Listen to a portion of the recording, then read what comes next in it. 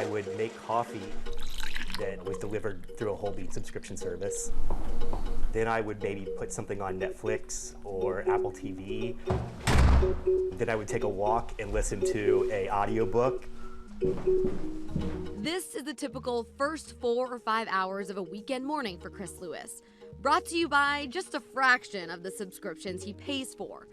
When I initially asked him how many subscription services he had, well, he had to make this list. He's close to 30 that he can remember, totaling a cost of over $3,000 a year.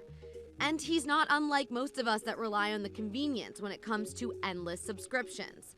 Actually, most people are spending $219 on subscriptions every month. That's like a benefit of subscriptions, but it also makes it dangerous as a consumer because of this broad interest, I subscribe to quite a bit and it becomes expensive. You don't even know what your subscriptions are, and let me tell you, you don't. Sarah Grace Moore, a financial advisor, says subscriptions are nothing new. They've been around since the 70s, but the ease of signing up is what has changed. It's death by 1,000 cuts. $1.99 here, $12.99 there, right? Here's the thing, time kills deals.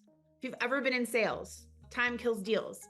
Because as people think about it, they think, oh, well, maybe I don't need that right now, or maybe I need a different version, or maybe I can deal with the value, option. So we want to make purchasing as easy as possible. Like think Amazon one click. And the reoccurring fees are what businesses count on. They also count on our forgetfulness.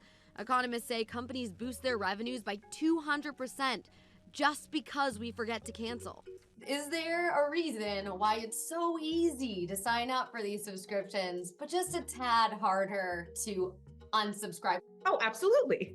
I mean, we have this subconscious cost benefit analysis that if it takes too long or it's a little too annoying, and especially for millennials, if God forbid I have to make a phone call, right? Like that benefit, there is not enough benefit for that. They absolutely want us to forget, especially apps. If you're realizing that your subscriptions are out of control, don't worry, Sarah has a few tips for you. The first is maybe you rotate some of these subscriptions, especially when it comes to things like Hulu, Netflix, and HBO. Maybe you don't need them all at one time. Maybe you rotate every 3 or 4 months based on the shows you're watching. The next is you can consolidate applications, especially the ones on our phone. They're constantly updating. So if you have something like Zoom that used to just be video calls, now it's whiteboard functions, phone, and text, so maybe you can get rid of some other applications. The next is to set reoccurring alarms for when these subscriptions end, so that it's front of mind, and if you're not using them, you can cancel them before you get charged. And last, but certainly not least, do what Chris did. Add up your monthly subscriptions, multiply it by 12. Sometimes the sticker shock alone will get you to change your habits. And there's applications that will help you do this, like Rocket Money. They'll track down your subscriptions and organize them for you, but you guessed it, it's gonna cost you a reoccurring monthly fee.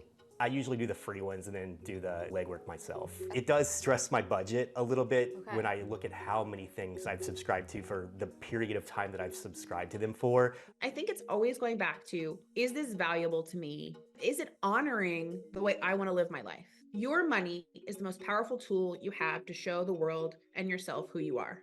Cassy Arsenault, Local 12 News.